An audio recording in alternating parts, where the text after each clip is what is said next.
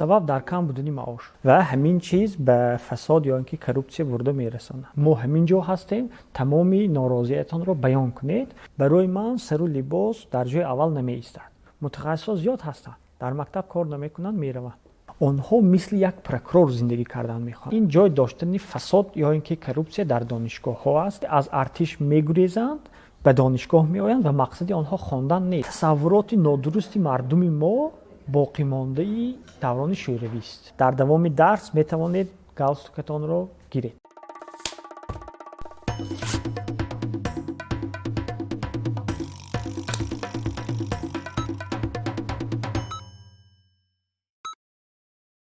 салом ба тамоми тамошобинони барномаи бетайёрӣ. меҳмони навбатии мо ходими илмӣ Ризои Баҳромзод ва мисли ҳамеша мо аз нахустин суоли худ шурӯъ мекунем ки чаро маҳз меҳмони мо ин маконро интихоб кард, инҷо китобхонаи миллии шаҳри Душанбе. шумо чаро маҳз ҳамин ҷоро интихоб кардед? Барои як олим дар як ҷое ки мақсад таҷҳизотҳои илмӣ бошад хубтар нест? البته اگر تجهیزات علمی باشه خوبتر است، ولی از حساب آنه که کتابخانه ملی تاجیکستان یکی از بیناهای زیباترین دوشنبه و به تمام شهروندان تاجیکستان دسترس است. خوب، اینجا کتابخانه است، پر از کتاب است. آخران کتابی خوانده شما چی بود؟ آخران کتابی خوانده من 2 روز پیش خوانده بودم این کتاب رو. آثار الباقی ابوریحان بیرونی است، ولی از حساب آنه که ما به تحقیقات علمی مشغول هستیم، هر روز یک کتاب میخوانیم، یک چند مقاله علمی میخوانیم، دائما با همین خواندن سر و کار داریم. ولی از کتاب هایی که بیرون از موضوع علمی من است به دست گرفتم و ورق زده بعضی جایهایش را خواندم. این همان آثار الباقی ابوریحان بیرونی است. کتاب های بدیعی هم میخونید؟ کتاب های بدیعی را میخوانم، ولی وقتای آخر کمتر. کوشش نکردید که مثلا تا چند سال است که شما در شهر دوشنبه هستید باری هم به آزمونی مثلا فروغ صبحی دانایی اشتراک کنید در آزمون؟ فکر بود، ولی از سبب آن که من به کارهای دیگر بند هستم، برای آمادگی دیدن به این آزمون وقتی زیاد ندارم. چون که بسیار کتاب خواندم، ولی مثلا آنها رو 10 سال پیش 15 سال پیش خواندم. چیزهای مهمی این کتاب ها الکی فراموش شده است. شما میدانید که این سال آزمون فروغ صبحی دانایی خیلی سر و صداهای زیاد برآورد، یعنی گویا که چند جا تقلب شد و حتی اعضای حکمان رو گرفتند. با فکر شما چرا باید در آزمون هایی که پسی آن مبلغ می ایستد زیادتر فساد می شود؟ البته هر کس می خواهد که همون مبلغ را به دست آورد و برای به دست آوردن مبلغ کوشش می کند که از هر راه و واسطه استفاده کند و همین چیز به فساد یا اینکه کرپسی برده می رساند. شما نیز حکمان آزمون این فروغ معرفت بودید؟ بله. در آزمون شما چه خیلی بود؟ تقلب بسیار بود یا اینکه کم؟ در آزمون ما من با باوری گفته می توانم که تقلب وجود نداشت، مخصوصا در همون بخش یا اینکه نومیناسیی که خودی من اعضای حکمان بودم، یعنی فیزیک و استرونومی. این رو من با باوری پور گفته می توانم و تمام همون اشتراکچیان هم این چیز رو تاکید میکنند. ولی بیکمبودی نبود، به تقلب بود ولی بیکمبودی نبود، چون این آزمون باری اول گذرانده شد بسیار در سطح بلند، در چنین سطح در فنهای دقیق در جمهوری تاجیکستان باری اول چنین آزمون گذرانده می شود. برای همین در روند تشکیلی آن، در گذراندن آن بعضی کمبودی ها، نارسایی ها بود که خوانندگان و اشتراکداران ناراضگی بیان کرد. در دایره این موضوع، در دایره این آزمون هم یعنی بودن سر و صداهایی که گویا در فنهای همون رشته بیولوژی و شیمی که تقلب شده است گفتن. راستی من این صداها رو نشنیدم. در فیسبوک بود؟ شاید بود، من ندیدم. ولی در بخشی که من عضو حکمان بودم چنین چیز نبود. تنها یک نفر در فیسبوک نوشته است که باید 50% سوال ها از فیزیک و 50% از استرونومی می آمد، ولی این طور نشد. در حقیقت در نظامنامه تناسبی дарсади саволҳои физика ва астрономия дарҷ нагардида буд. Инро аъзои комиссии ҳамон озмун дар асоси он ки дар мактабҳо чӣ гуна физикаро меомӯзанд, дар донишгоҳҳо чӣ гуна физикаро ва астрономияро меомӯзанд, ба хулосае омадем ки дар бахши назариявӣ 4 саволи физика, 1 саволи астрономия ва дар бахши амалӣ ҳам 4 масъала аз физика ва 1 масъала аз астрономия интихоб кунем ки ин чиз одилона хоҳад буд. чунки дар бисёри мактабҳои миёна астрономия таълим дода намешавад. Дар донишгоҳҳо ҳам ба ҷуз донишгоҳи миллии Тоҷикистон ихтисоси астрономия вуҷуд надорад. Барои ҳамин мо ба бахши астрономия ҳамагӣ 20% саволу масъалаҳоро гузоштем. Тамом. дигар шикоят набуд. хуб, шумо аз озмуни илм фуруғи маърифат ҳамчун аъзои ҳакамон дар сомонаи иҷтимоӣ фаъол будед ва аз озмуни фуруғи субҳи доноӣ устод ҳафиз раҳмон дар ҳамин номинатсие ки шумо ҳакамон будед ва устод ҳафиз раҳмон сару садоҳо камтар буданд ва ҳар ки эътироз дошт онҷо ҷавоби худро гирифт. ба фикри шумо беҳтар набуд ки ҳамон аъзои ҳакамон ҳамашон мисли шумо фаъол мебуданд? албатта беҳтар мебуд, вале ки ман аъзои ҳакамонро маҷбур карда наметавонам ва дар ҳақиқат дар дигар бахшҳо ҳам узви ҳакамон дар шабакаҳои иҷтимоӣ фаъолона иштирок карданд, вале дар кадом ҳолат мардум эҳсос мекунанд ки озмун одилона гузаштааст вақте ки ҳамун узви ҳакамон рӯёрӯи мардум меояд ва мегӯяд ки мо ҳамин ҷо ҳастем, тамоми норозиятонро баён кунед ва ба саволҳо бо далелҳо ва бо ҷавобҳои мантиқӣ медиҳад. дар ҳамин ҳолат мардум боварӣ пайдо мекунад ки озмун дар сатҳи баланд гузашт. вале аз сабаби он ки аксари мардуми мо ба ҷои он ки биёянд ба ҳамон узви ҳакамон шикоят кунанд ё ин ки ба комиссия шикоят кунанд, мераванд дар фейсбук ягон чӣ менависанд ва на ҳама вақт узви ҳакамон ё ин ки аъзои комиссия дар ҳамон фейсбук ҳамон постро мехонад. ва вақте ки мардум маълумотро танҳо аз як тараф мебинанд, дар тасаввури онҳо ҳамеша фикр пайдо мешавад ки дар ин ҷо тақаллуб сурат гирифт, ноҳақӣ сурат гирифт, дар ин ҷо ноадолатӣ буд.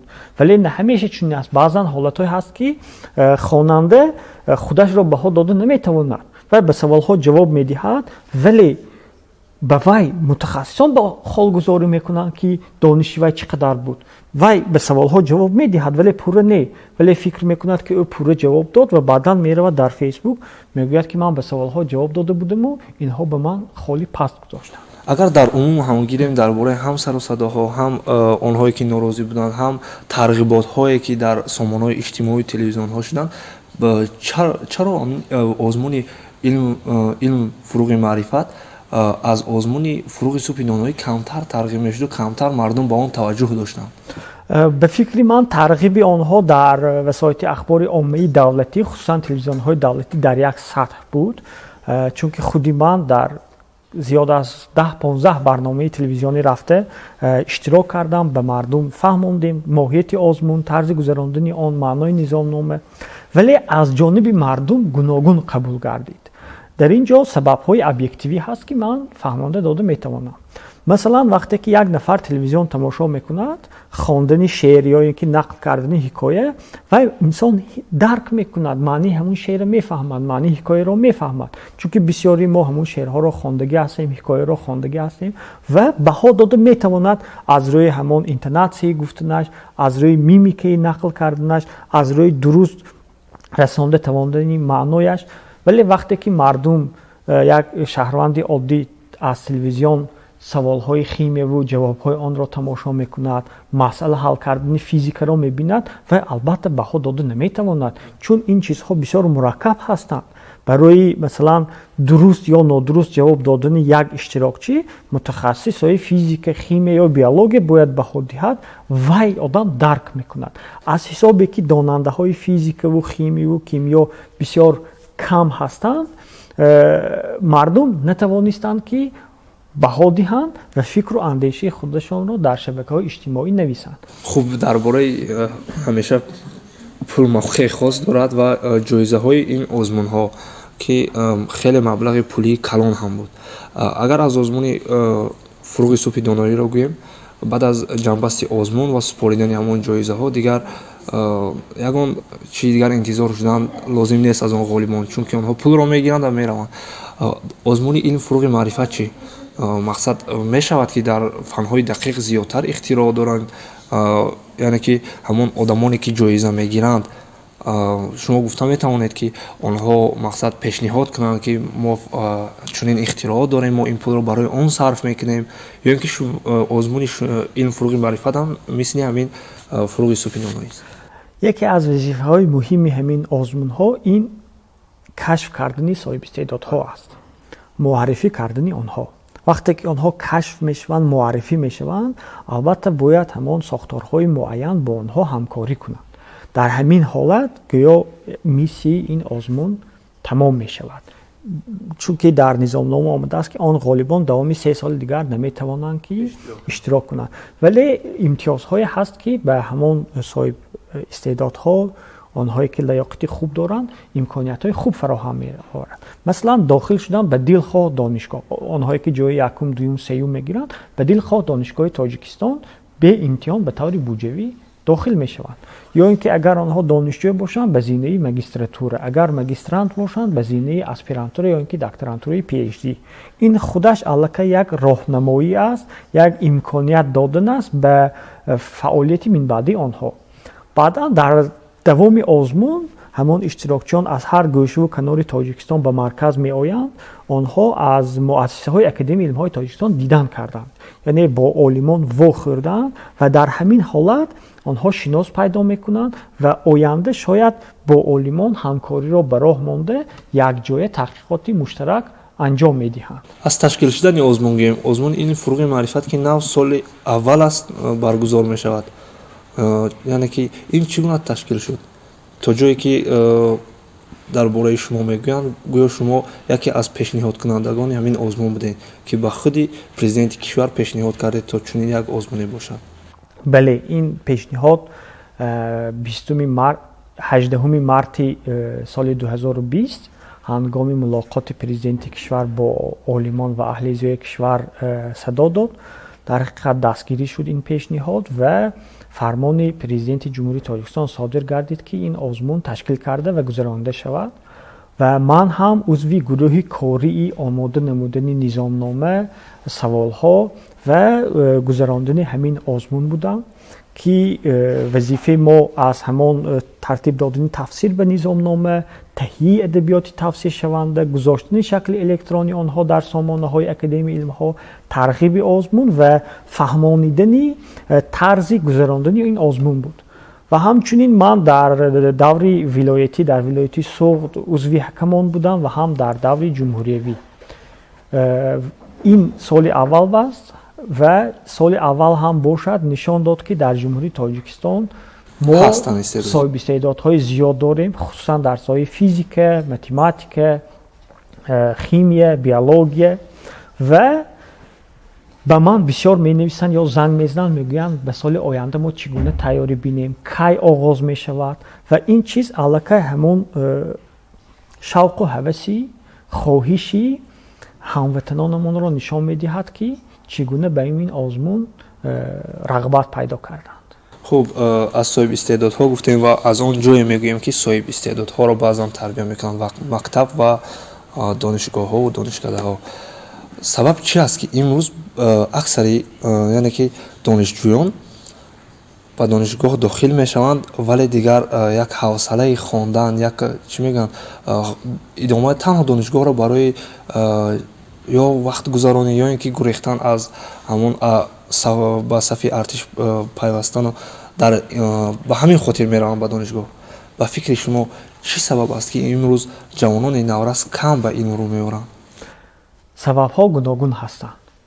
яке аз ин сабабҳо дар бозори иқтисодии кишвар рақобатпазир набудани касбҳое ки онҳо дар донишгоҳ мегиранд.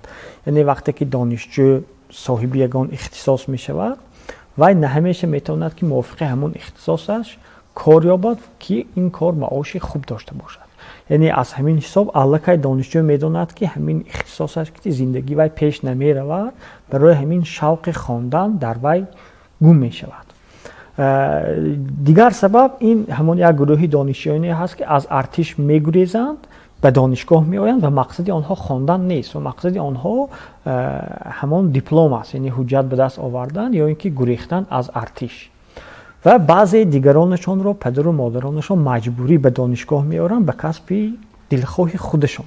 یعنی اکثرا از فرزندشان نمیپرسن که تو کی شدن میخواهی، کدام اختصاص رو انتخاب کردن میخواهی، میگن تو باید دکتر شوی. یعنی آرزوی کودکی خودشان است، به فرزندانشان بار میکنن و میآید به دانشگاه، شوق ندارد، هوس ندارد، ولی به خاطر والدانش میخواند.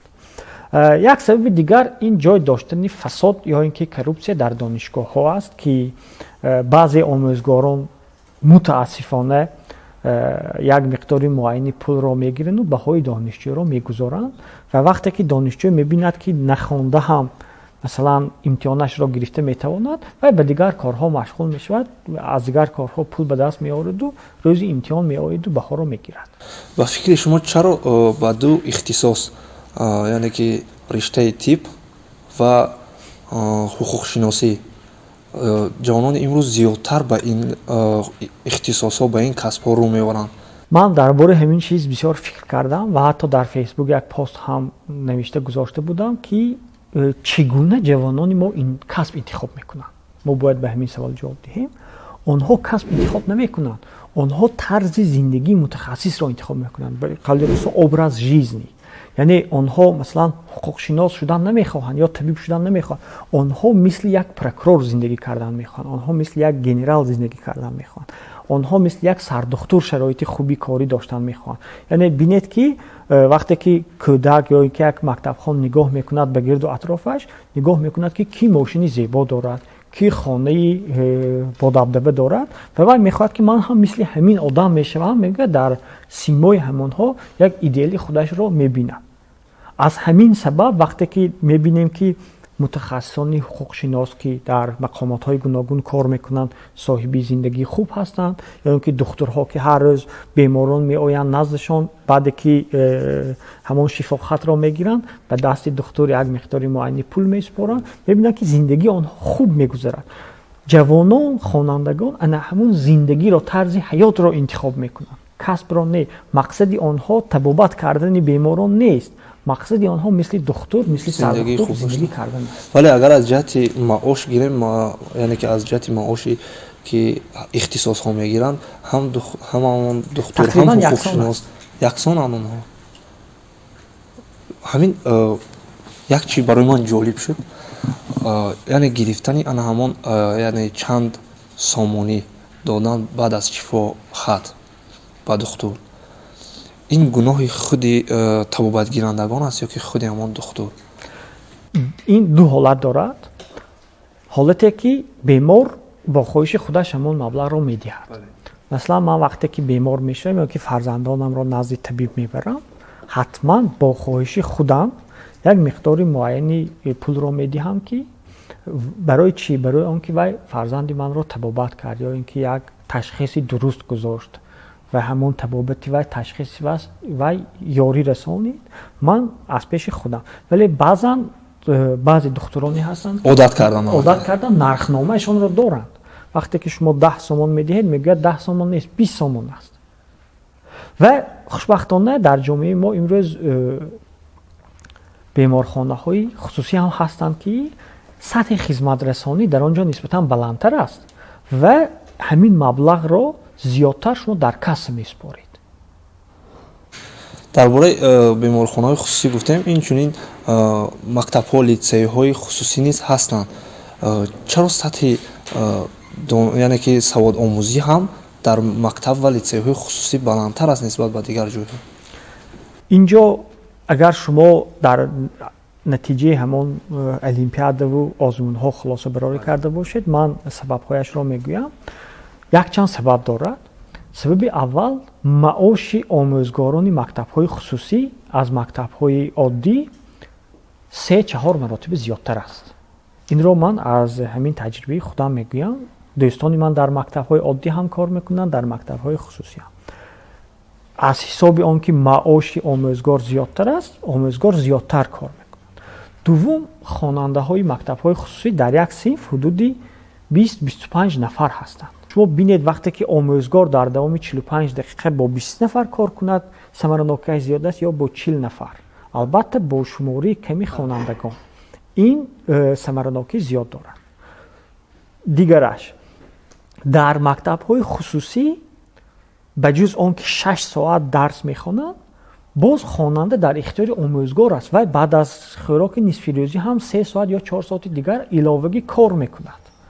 البته وقتی که خواننده وقتی زیادی خودش را به آموختن صرف می‌کند این منفعت زیاد می‌آورد و دانشی و از دانش دیگر مکتب خوانندگان دیگر مکتب‌ها زیاد می‌شود.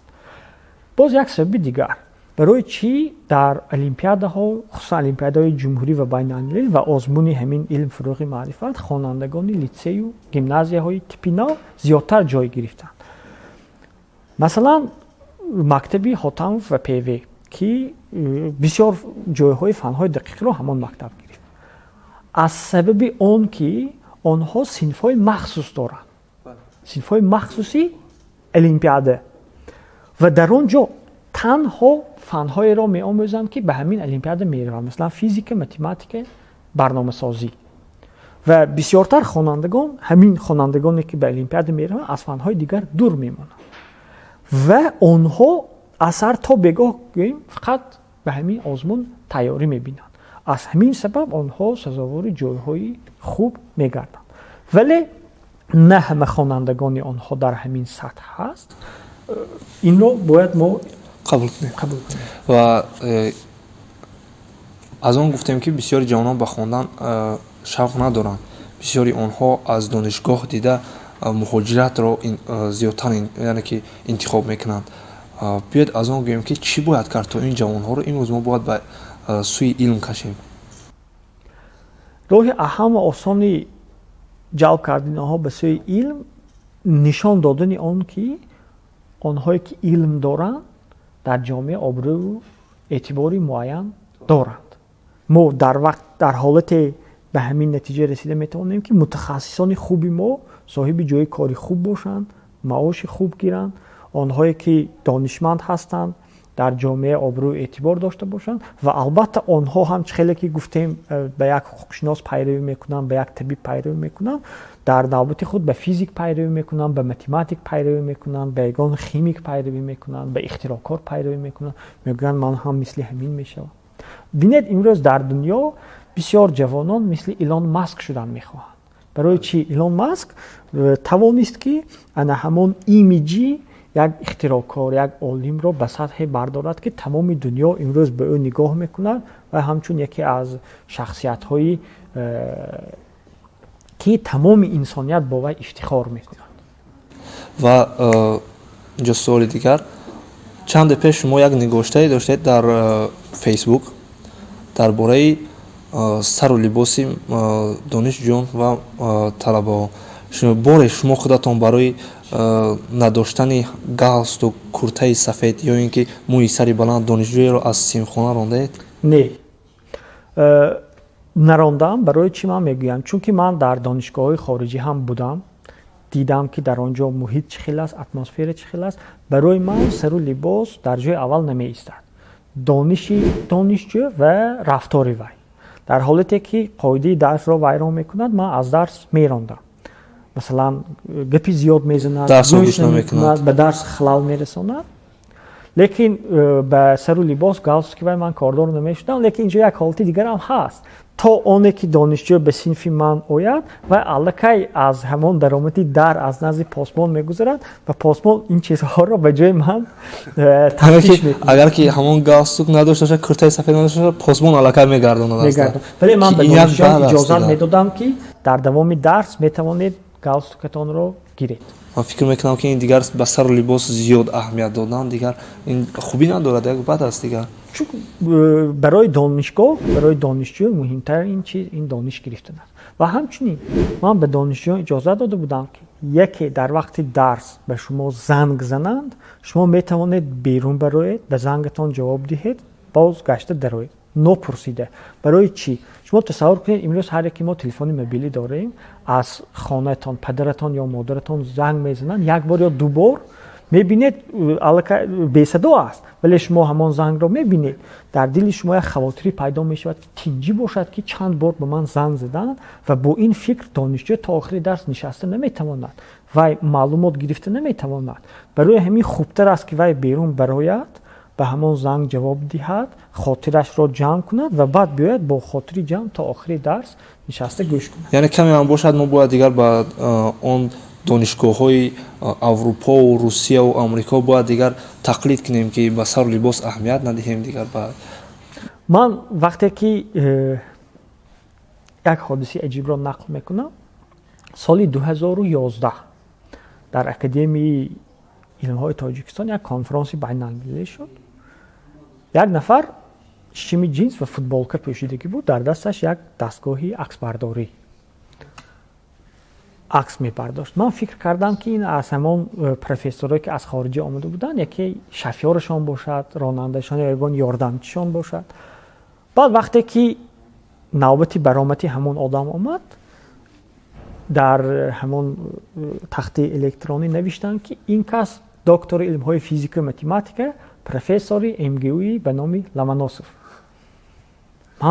برای من یک دانشجویی که در کورسی 2 یا 3 می‌خوندم این یک شوک بود، یک حالتی که این چگونه پروفسور است که شیمو کاستوم ندارد، گالستوک ندارد. ما دیگر عادت کرده ایم که دانشمند رو فقط با شیمو کاستوم با گالستوک. بله. بعد وقتی که من در کورسی 5 خواندنم به MGU رفتم به کار دیپلمی، همان شخص راهبر علمی من گردید. همان شخص، من چهرهش در خاطرم بود و حالت‌هایی بودن که پروفسورها با یک لباس عادی آمده درس می‌گذاشتن و درس آنها جالب بود. وقتی که ما بار اول به MGU رفتیم و شیمو کاستوم گالستوک پوشیده رفتیم، می‌بینیم که همه با لباس‌های آزاد هست. ما خودمان را ناهنجار حس کردیم. یعنی در اونجا در روزهای مخصوص، یگان جشن، یگان چهاربینی مهم یا اینکه یگان واخوری داشته باشن، همین گونه سر و لباس می‌پوشن. و از علم گفتیم، از دانشگاه‌ها گفتیم، از دیگر و تا جایی که من میدونم هر عالمی، شما خود که فیزیک هستید، هر عالمی فیزیک هم در برابر فیزیک بودنش علم فلسفه را هم خیلی خوب میدوند. شما فلسفه میخونید؟ من فلسفه میخونم و فلسفه رو 10-12 سال است که میخونم، چون که متدولوژی تحقیقات را در ساحه فن‌های دقیق این فلسفه علم معین میکند.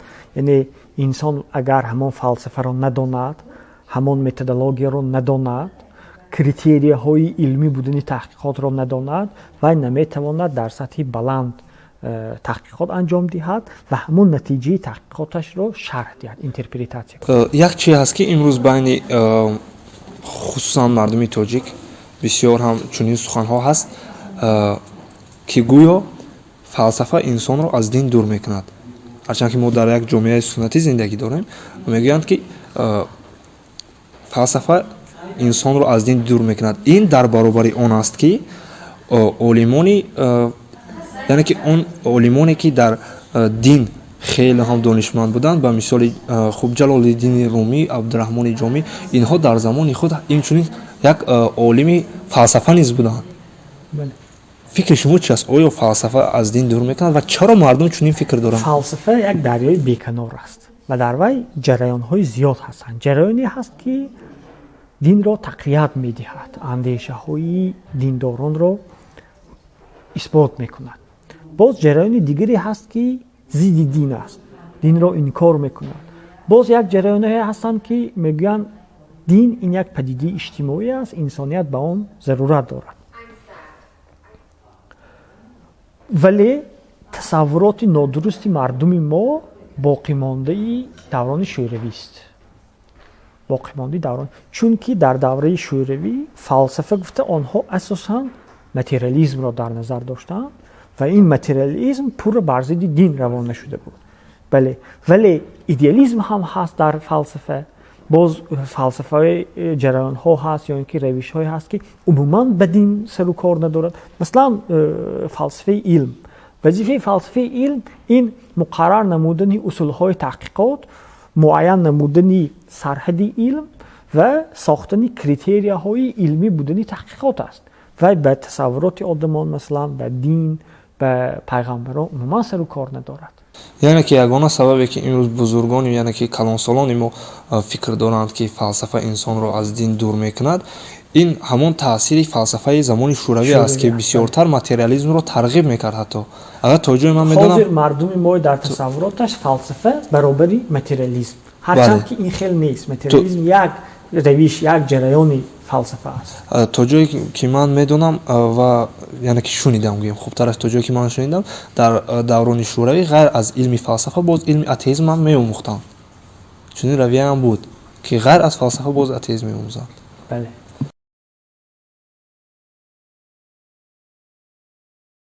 همسایه کشوری ما که هنوز هم دعوای مرزی دارد با ما، اخیراً چند هواپیماهای به سرنشینی با قابل bezpilotnik خریداری کرده است که باعث نگرانی است. شما همچون فیزیک در فکر ساختن یگان نوع تکنیک برای زده افزودن این گونه bezpilotnik ها نیستید؟ زده افزودن این گونه هواپیماهای به سرنشین که پهپادها بسیار یک مسئله دشوار و مرکب تکنیکی است. این یک نفر یا دو نفر حل کرده نمیتواند. برای این مؤسسه های علمی علاهیده با یک پتانسیل زیادی هم کادری و هم تکنیکی حل میکنند و امروز علاقه این گونه دستگاه ها هستند که موج آنها را پخش میکنند و دیگر نمیتوانند که این بی‌سرنشین ها بله ما میتوانیم تیارش را گیریم. یا اینکه یک مشکلی دیگر امروز پیدا شده است که علاقه این هواپیماهای بی‌سرنشین با هوش مصنوعی مجهز شده اند، آنها میتوانند که دیگر به اداره از دور پرواز کنند، پروازشان را مستقلانه انجام دهند. بله در این حالت کار بسیار مشکل تر می شود. ولی من فکر نمی کنم که آن بی‌سرنشین هایی که کشور همسایه خریده است به ما خطری زیاد دارد، چون وزارت مدافعی ما هم آرام نمیشیند، در آنجا هم متخصصانی خوب هستند و همان خدمات سرحدبانی ما هم که دیدیم در حادثه های پیشین که چگونه از مرز وطن ما حفظ کردن و برای همین هم من فکر میکنم آسوده باید بودن در کار است، چون مسئولان هستند در این ساحه. ولی اگر خدمت من همچون یک محقق ضرور شود، البته من راضی هستم که به همین سمت ها گذرم و تحقیقات انجام دهم، چون در همه کشورها در همه دور و زمانی که مرکب است مثلا وضع نزاع به وجود می آید، عالمان برای حل کردن مسئله های مدافعی سفربر کرده می شود و این چیز البته یک کاری مهم است که یک عالم به وطن خودش، به ملت خودش، به کشور خودش سهم خودش را میرساند و در حفظ سرجمعی مردم سهم گذار است. سوال دیگر، شما که همچون خادم اکادمی هستید میتوانید بگویید که چرا روند اختراع و نوآوری در اکادمی خیلی سست جریان دارد؟ روند اختراع این یک روند بسیار مرکبی تحقیقات علمی است. اختراع‌ها در یک ساعت دو ساعت کرده نمیشوند. بعضی تحقیقات هستند که در دوام مثلا 20 سال 30 سال بعد یک نتیجه در عملیه تطبیق شونده به دست میارند و این چیز سبب دارد به یک چند عامل ها وابسته است. به یک چند عامل ها، یکمش این بودن مبلغ کافی، یعنی اگر پول خوب نداشته باشید شما در زمان امروز نمیتوانید که اختراعات معاصر انجام دهید. دومش این داشتن پتانسیل ذهنی، یعنی اگر متخصصان خوب در همین ساحه نباشند و فعالیت انجام ندهند اختراع کردن غیر امکان است. عامل سوم این داشتن لابراتوری و شرایط تکنیکی مجهز. فرض کردیم اگر شما یک لابراتوری خوب نداشته باشید، همون ماده های ضروری معاصر را دسترس کرده نمیتوانید اختراعات انجام بدید. و بعدا در اکادمی علم ها اختراعات هست، کشفیات هست، ولی از سبب آن که درست ترغیب نمیشه و مردم خبر ندارن، یا اینکه مردم خودشون حوصله یا اینکه هوس ندارن. بینید ما نوارهایی که در یوتیوب میگذاریم درباره علم صحبت میکنیم، درباره کشفیات، همگی 100 نفر تماشا میکنند تمام. ولی یک رقاصه که با لباس نیمه اوریان رقص میکند میلیون تماشابین دارد، میلیون تماشابین تاجیک دارد که در زیرش شرح تاجیکی مینویسند. عیب مردم خودمان هم هست. شما طلب کنید، شما تماشا کنید. وقتی که طلبات به وجود می آید، پیشنهادها هم به وجود می آید. مردم درباره کشفیاتمون گپ میزنند، درباره تحقیقات علمی تاجیکان معلومات میدهیم. مردم هم تماشا کردنشان در یعنی که مردم باید جستجو کنند برای بله. تماشا کردن. سوال آخرام، آیا علمی که مشکل جامعه را حل نسازد میتواند پایدار بماند؟ از نگاه شما علم امروزی تاجیک چگونه باید باشد؟ علم وظیفه اساسی و یکم درجه تاریخی علم این حل کردن مشکلات انسان ها نیست. وظیفه دوم علم است این حل کردن مشکلات انسان ها. وظیفه اول این جهانبینی است. فونکسی مهم علم جهانبینی، دانستن آن که برای چی همین حادثه های اطراف میگذرند، برای چی ما در همین گونه طبیعت زندگی میکنیم و چی خطر دارد این طبیعت. کنجکاوی، یعنی هر یک انسان در باطن خودش حسی کنجکاوی دارد. برای قانع کردن این طلبات کنجکاوی انسان علم به وجود آمده است و بعداً همین دانش هایی که در روند تحقیقات علمی به دست میارن به منفعت انسان استفاده میبرن. برای همین هم در فیسبوک بسیاری ها می نویسند که آموختن کیهان برای تاجیکستان چی منفعت دارد. ما با این شکممون سیر نمیشود. متاسفانه تفکری بسیاری مردم ما با اندازه همین شکم پایان فراموده است. اگر شکم آنها سیر شود و خانهشان گرم شود، علم خوب است، علم منفعت دارد. اگر به همین طلبات ها جواب ندهد، پس این علم نادرکار است. این منطقی نادرست است. ولی البته باید وقتی که از حسابی حکومت پول جدا کرده میشه برای تحقیقات علمی، برای منفعت جامعه روان نشود. ولی وظیفه اساسی علم این همون چیزهایی که گفتم. ولی ما باید یک زمینه دیگری داشته باشیم که تطبیق علم در استحصالات. متاسفانه در تاجیکستان تمام تکنولوژی های استحصالی از خارج به شکل تیار وارد کرده می شوند. ضرورت به عالمان کمتر است. یعنی اگر یک زواد یا کارخانه به اکادمی علم ها مراجعت کند که به ما منین برای حل این مشکلی یاری شما درکار است، عالمان البته یاری می رسانند. مثلا در زواد آلومینی تاجیک تالکو بسیاری از کشفیات ها اختراعات آلومینی تاجیک استفاده میشوند. همون خوله هایی که ساختن، مواد نوی که ساختن استفاده میشوند. ولی در دیگر قسمت های استحصالی تکنولوژی تیار وارد میشود و ضرورت به آلومینی تاجیک نیست. برای همین هم سهمی آنها کمتر است. مردم فکر میکنند که آلومان هیچ کار نمیکنه.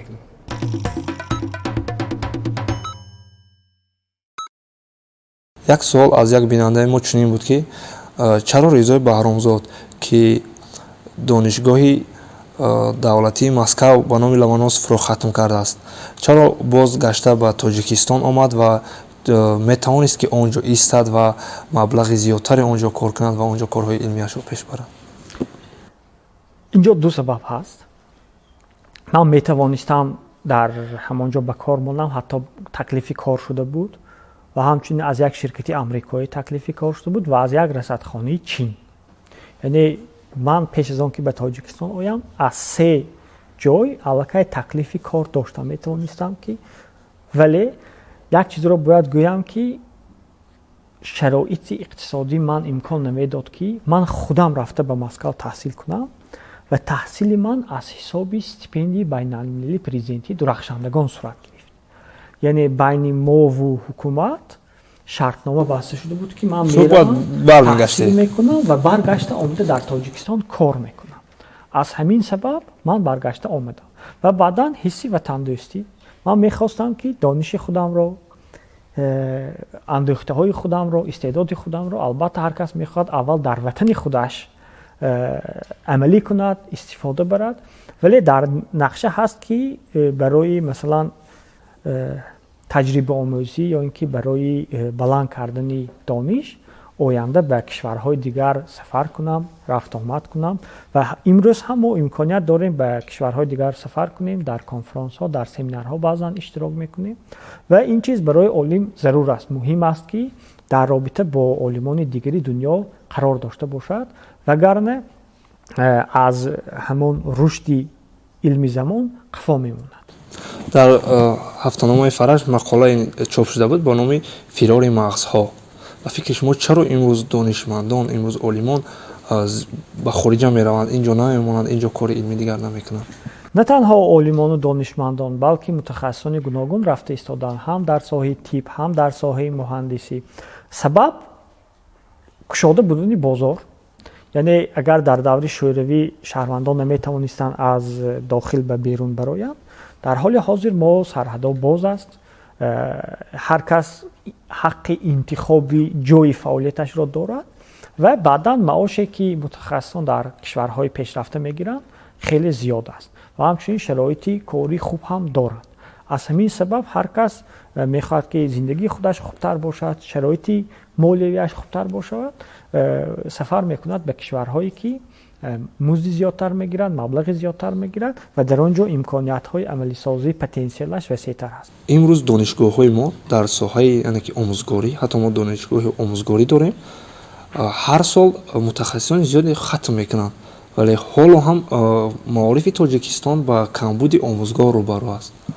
سبب در چیست؟ حتی از دهات ها سبب در کمبود معاش. باید معاش زیادتر باشد برای دانشمندان. دانشجو وقتی که دانشگاه رو ختم میکند به مکتب میآید، همون معاش میگرفتگیش برای تامین زندگیش کافی نیست.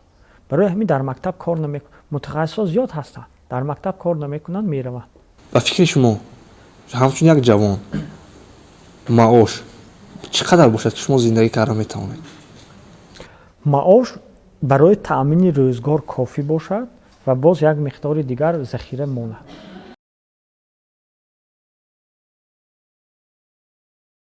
یک عالم نیلز بور فیزیک است. فیزیک است. یک دانشمند تاجیک اکبر ترسون. یک زیایی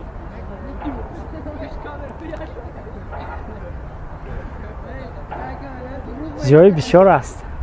حفیظ رحمان.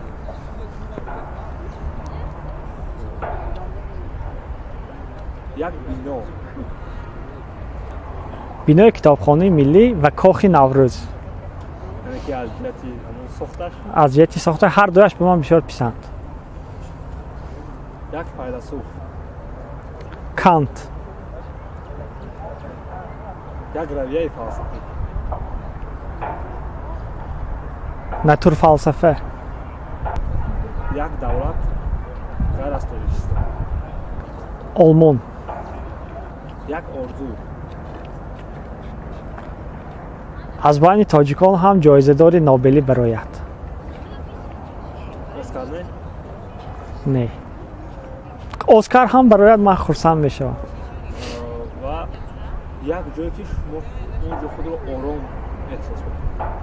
خانه پدری. یک خوراک تاجیکی آش پلاو.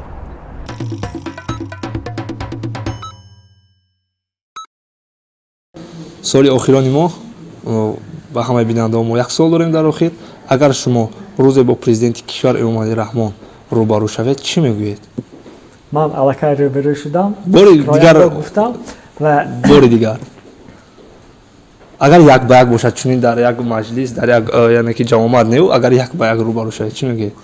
من یک رویخط معینی گفتنی ها دارم که به اون کس میگویم و تماشابینان به همه گفته نمیتونم. موضوعش هم گفتن نمیتونید که در چی؟ موضوعش البته علم، دستگیری عالمان و رشد تاجیکستان.